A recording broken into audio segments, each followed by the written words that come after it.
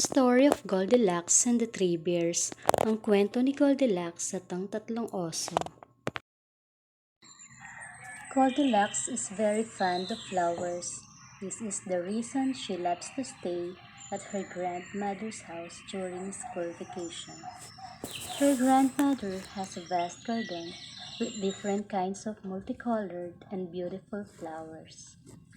Si Goldilocks ay mahilig sa mga bulaklak. Ito ang dahilan kaya gusto niya sa bahay ng kanyang lola tumira tuwing bakasyon sa paaralan. Ang lola niya ay may malawak na hardin na may mga bulaklak na iba-iba ang kulay at magaganda. Her grandmother lives in a faraway town. The town is so different from the place where Goldilocks lives. The air is fresh and the beautiful flowers bring joy to her heart. Nakatira ang kanyang lola sa isang malayong bayan. Kakaiba ito sa lugar kung saan nakatira si Goldilocks. Sariwang hangin dito at nagbibigay ng tuwa sa kanyang puso ang magagandang bulaklak. One morning, Goldilocks saw a butterfly. It is so huge and so colorful. Goldilocks tried to take a closer look at the butterfly, but it flew away. Isang umaga, nakakita si Goldilocks ng isang paru-paro. Napakalaki nito at maraming kulay.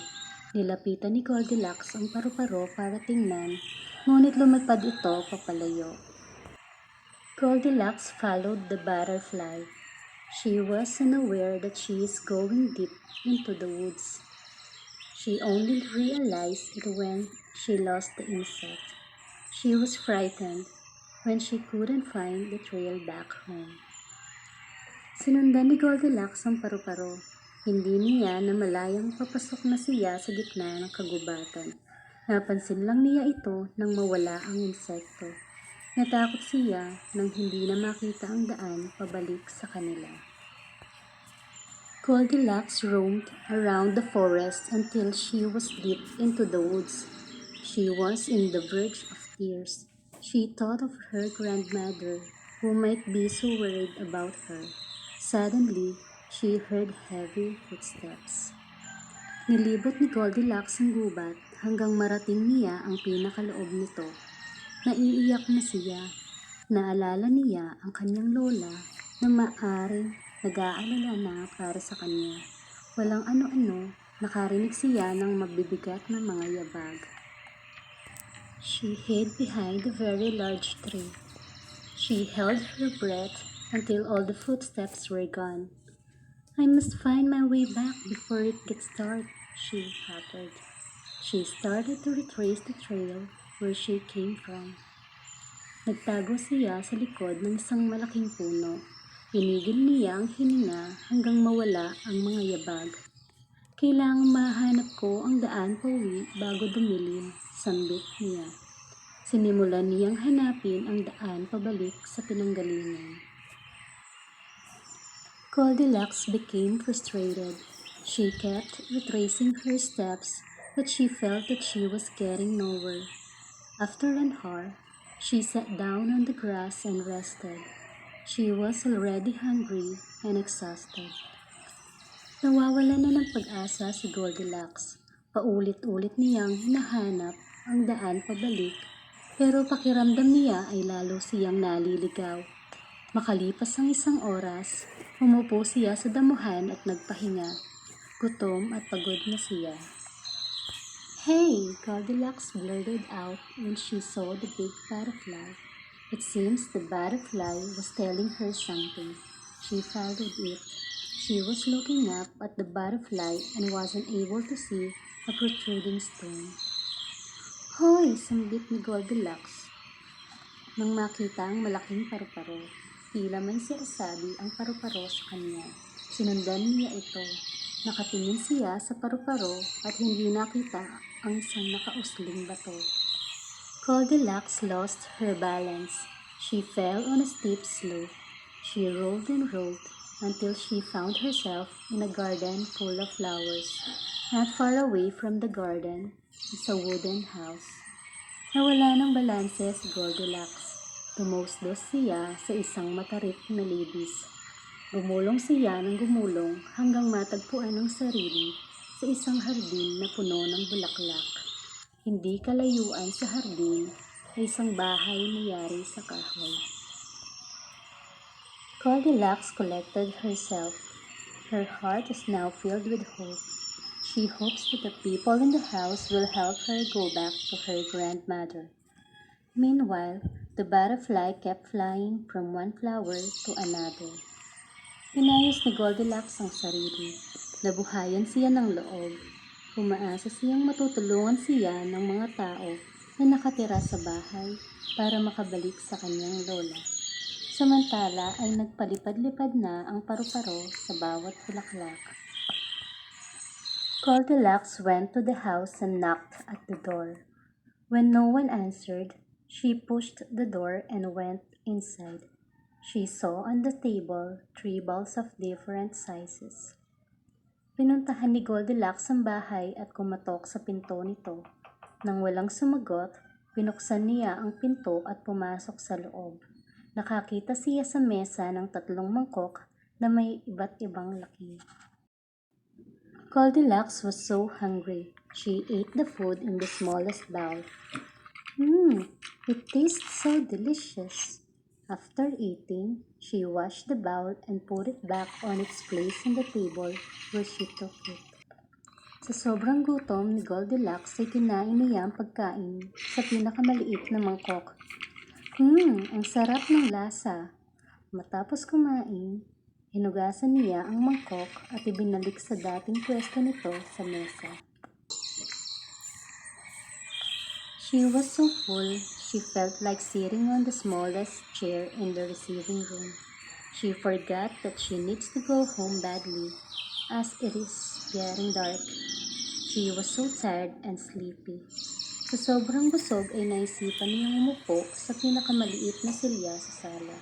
Nakalimutan niyang kailangan na niyang makauwi agad dahil paggabi na. Pagod na siya at inaantok. Her eyes were already drooping when she decided to go upstairs. She saw 3 beds. Like the balls and the chairs, the beds are of different sizes. She chose the smallest bed, climbed on it, and lay down. Napapapikit na ang kanyang mga mata nang maisip na pumanhik sa itaas ng bahay. Nakakita siya ng 3 kama. Tulad ng mga mangkok at mga upuan, iba-iba rin ang laki ng mga kama. Pinili niya ang pinakamaliit na kama. Umakyat dito at humiga. Soon enough, Goldilocks was sleeping soundly. Outside, it is getting dark and the wind was blowing softly. Minutes later, heavy footsteps would be heard from outside the house. Maya-maya lamang, mahimbing na ang tulog ni Goldilocks. Papadilim na sa labas at mahinang hihip ng hangin. Ilang sandali pa, maririnig ang mabibigat na mga yabag mula sa labas ng bahay. When the door opened, 3 bears came in. They are Papa Bear, Mama Bear, and Baby Bear. They visited a friend, but Mama Bear made sure that they have something to eat when they get home that night. Nang bumukas ang pinto ay may 3 oso na pumasok. Sila sina Papa Bear, Mama Bear at Baby Bear. May binisita silang kaibigan, ngunit tiniyak ni Mama Bear na mayroon silang makakain pag-uwi nila sa gabi. To her amazement, Baby Bear noticed her clean and empty little bowl. "Someone ate my food," she said. Papa Bear also noticed that the little chair was not on its proper place. Sa kanyang pagkagulat, nakita ni Baby Bear na malinis na at ubos ang laman ng kanyang mangkok. "May kumain ng pagkain ko," sabi niya. Napansin din ni Papa Bear na wala sa tamang lugar nito ang maliit na silya.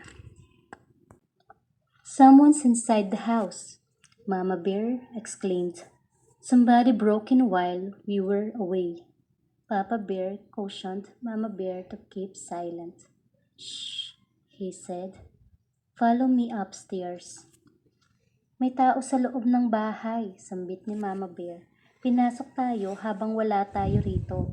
Sumenya si Papa Bear kay Mama Bear na manatiling tahimik. Shh, sabi niya, sundan ninyo ako sa itaas. The three bears were surprised to see a sleeping little girl inside the room. Goldilocks jumped out of bed when she sensed she was no longer alone. "Who are you? Why are you here?" asked Papa Bear. Nagulat ang tatlong oso nang makitang may natutulog na maliit na bata sa kanilang kwarto. Napalundag si Goldilocks nang mapansing hindi na siya nag-iisa. "Sino ka? Bakit ka narito?" tanong ni Papa Bear. Goldilocks learned the bear family owned the house. She apologized for eating baby bear's food, sitting on her chair, and sleeping on her bed. She also said she lost her way in the forest. Nalaman ni Goldilocks na ang pamilya bear ang may-ari ng bahay. Humingi siya ng paumanhin dahil inubos ang pagkain ni baby bear. Inupuan ng silya at tinulugan din ang kama nito. Aniya ay naligaw siya sa gubat. The three bears took Titi on Goldilocks. They let her stay for the night. Papa Bear, Mama Bear, and Baby Bear helped Goldilocks find her way back home. Goldilocks was reunited with her grandmother. Naawang tatlong oso kay Goldilocks. Hinayaan nilang sa kanila ito magpalipas ng magdamag. Tinulungan nila Papa Bear, Mama Bear at Baby Bear na makabalik si Goldilocks sa bahay nito. Nakasamang muli ni Goldilocks ang kanyang lola.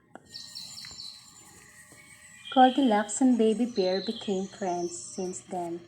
This is why Goldilocks used to return to the woods every time she visits her grandmother. Although she had lost her way in the forest, she had found a friend. Naging magkaibigan sina Goldilocks at Baby Bear.